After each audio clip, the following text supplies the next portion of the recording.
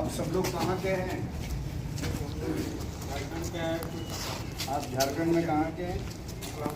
अमला में। आप कौन सा जिला? आप आंध्र प्रदेश। कौन सा जिला? और आप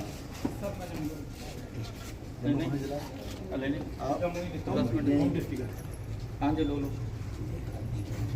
आप भी हैं? हाँ चलिए।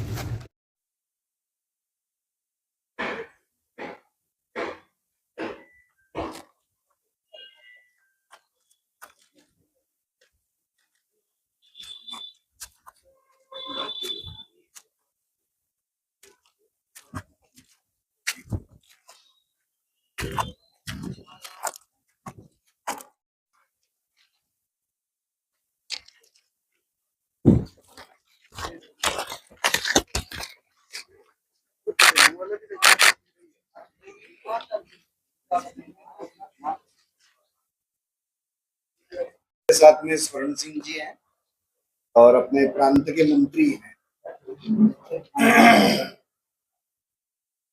अभी यहाँ जम्मू कश्मीर में आज बूढ़ा अमरनाथ यात्रा का उद्घाटन का कार्यक्रम है और माननीय महामहिम गवर्नर जी भी यहाँ उसमें उपस्थित रहेंगे। हम सब लोग जानते हैं कि पुंछ क्षेत्र की और राजौरी क्षेत्र की जो हिंदू आबादी सतत घट रही थी, ऐसे कालखंड में हिंदू आबादी विस्थापित न हो, इसके लिए बूढ़ा अमरनाथ की यात्रा 2006 में प्रारंभ की गई बजरंग दल के माध्यम से। और बजरंग दल के देश भर के लगभग 8,000 कार्यकर्ता उसमें हर वर्ष सहभागी होते थे। तो 2006 से लेके अभी तक बहुत वर्ष बीत गए, लगभग 17-18 वर्ष हो गए और अभी कुछ लाख लोगों की यात्रा यह बन गई है। हमारा हेतु इतना ही था कि वहां रहने वाले हिंदू आबादी की रक्षा हो, उनका पलायन न हो, उनके लिए कोई आर्थिक आधार खड़ा हो। और इसलिए यदि एक वह तीर्थ का स्थान बनता है, तीर्थ के निमित्त देश भर के लोग आने लगेंगे, तो यहाँ की आर्थिक व्यवस्था में और उनके आत्मविश्वास में दोनों में वृद्धि होगी। ये सोचकर ये अभियान प्रारंभ हुआ था और उसका एक परिणाम भी उनको दिखाई दे रहा है। तो वो एक कार्यक्रम के लिए यहाँ अभी आज जम्मू आना हुआ है। दो बड़े कार्यक्रम वर्ष भर में हम लोग हाथ में लेने वाले हैं। एक यानी 1 अक्टूबर से माननीय अशोक जी सिंघल, तो श्रद्धेय अशोक जी के जन्म शताब्दी का यह वर्ष है, जिन्होंने श्री राम जन्मभूमि आंदोलन का अनेक दशकों तक नेतृत्व किया और आज हम भगवान का मंदिर बनते हुए देख रहे हैं अयोध्या जी में। तो उसके निमित्त देश भर में हर प्रांत में बड़े बड़े कार्यक्रम की, जिन विषयों में माननीय अशोक जी ने कार्य किया, गोरक्षा का कार्य है, साधु संतों को एकत्र लाने का कार्य है, बाद में हम देखेंगे वेदों के प्रचार का काम है, बजरंग दल और दुर्गा वाहिनी के 2 युवा संगठन यह राम जन्मभूमि के आंदोलन में ही प्रारंभ हुए तो उसका कार्य है। ऐसे अनेक विविध कार्यों को माननीय अशोक जी के कार्यकाल में बहुत बड़ी गति मिली। तो ये सारे विषयों का कार्य बढ़ाना और माननीय अशोक जी का जो सारा योगदान है हिंदुत्व के उत्थान में, राम जन्मभूमि के निर्माण में, तो सामने लाने के कार्यक्रम जम्मू कश्मीर में भी होंगे और पूर्ण देश भर में 1 अक्टूबर से प्रारंभ होकर पूर्ण वर्ष भर ये चलेंगे। और दूसरा विषय कि विश्व हिंदू परिषद एक जन संगठन है, एक हिंदू समाज का सबसे बड़ा संगठन है, विश्व भर में काम करने वाला संगठन है। आज हम 30 देशों में काम करते हैं। तो कोई भी जन संगठन में सदस्यता यह विषय महत्व का रहता है। विश्व हिंदू परिषद वैसे सदस्य अभियान नहीं करती, हम उसको हितचिंतक बोलते हैं। तो हर 3 वर्ष में ये अभियान हम हाथ में लेते हैं। तो पिछले समय जब हमने किया था तो 72 लाख हितचिंतक हमारे संगठन के साथ जुड़े। तो इस वर्ष भी ये अभियान होने वाला है।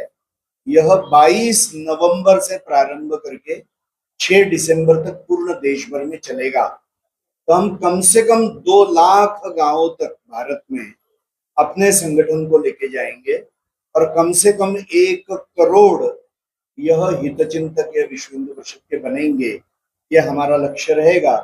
तो उसके अंतर्गत जम्मू कश्मीर में भी हर कस्बे तक पहुंचने का प्रयत्न, हिंदुओं को जोड़ने का प्रयत्न यह हम करेंगे। तो ये दो बहुत बड़े कार्यक्रम हैं और साथ में जो विविध प्रकार के काम विश्व हिंदू परिषद करती है, मतांतरण को रोकना, लव जिहाद को रोकना, गोहत्या को रोकना, ये सारे विषयों को लेकर भी हम कार्य करेंगे। सेवा कार्य, हिंदू समाज का जो गरीब तबका है उसके सेवा के कार्य, हिंदू समाज को तोड़ने वाली जो शक्तियां हैं उनको परास्त करने का कार्य, ताकि हिंदू समाज संगठित और समरस और शक्तिशाली बनकर कैसा खड़ा रहेगा, ये सारे कार्य हम करते रहेंगे। तो इसका भी विचार यहाँ पर होगा। धन्यवाद। देखिए, भारत तो हिंदू राष्ट्र है ही, ये मानने वाले हम लोग। भारत को हिंदू राष्ट्र बनाना है ऐसा हम नहीं मानते हैं। इस देश को और यहाँ के समाज को पूर्णतया संगठित और निर्दोष बनाना, ताकतवर बनाना हमारा लक्ष्य है। और यह हिंदू राष्ट्र विश्व में सिरमौर बने, विश्व में सर्वश्रेष्ठ बने, ताकतवर बने, परम वैभवशाली बने, इसके लिए हम लोग काम कर रहे हैं। नेपाल की परिस्थिति अच्छी हो रही है, ये बहुत अच्छा विषय है। वह भारत के अलावा वही एक हिंदू देश इस अर्थ में है विश्व में। तो नेपाल का कल्याण हो, नेपाल के हिंदू समाज का कल्याण हो, यही हमारी भी मंशा है। विश्व हिंदू परिषद नेपाल में भी बहुत अच्छा कार्य कर रही है और बड़े प्रमाण में वहां पर जो इंटरनेशनल एनजीओज द्वारा ईसाईकरण का दौर शुरू है, उसको रोकने के भी काम में विश्व हिंदू परिषद नेपाल में अग्रसर है। विश्व हिंदू परिषद ने वहां पर हजारों ईसाइयों की पुनः हिंदू धर्म में वापसी करने के लिए उनका स्वागत किया है।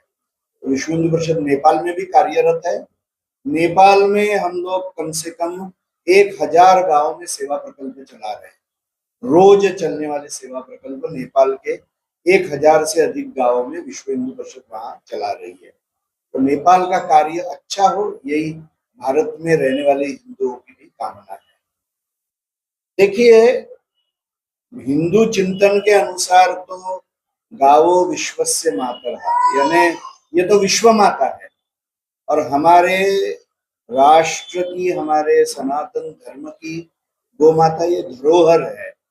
और मुझे कहने में अत्यंत आनंद है कि अभी परसों ही अयोध्या जी में कार्यक्रम हुआ, तो कथा में माननीय मुख्यमंत्री जी उत्तर प्रदेश के, उन्होंने भी यह राष्ट्रीय धरोहर होने का, सनातन धर्म की धरोहर होने का भी गौरव उल्लेख किया है।